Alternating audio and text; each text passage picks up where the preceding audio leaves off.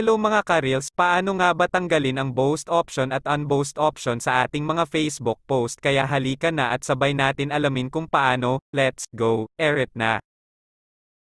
Pero bago ang lahat, ano nga ba boost option sa ating mga Facebook post? May pakinabang ba ito sa ating account? Kapag nagbo-boost, maaari kang pumili sa pagitan ng pag-boost ng post sa mga taong nag-like sa iyong page at sa kanilang mga kaibigan, o sa mga taong pinili mo sa pamamagitan ng pag-target. Ang unboosts naman ay paraan para malaman kung may violation ka ng nagawa sa iyong account, kaya di pumasa sa standard ni Facebook. Kaya para sa akin, matuwa ka na pag may nakita ka na boost sa iyong post, ibig sabihin lang nito na pasado kay Lolo Meta.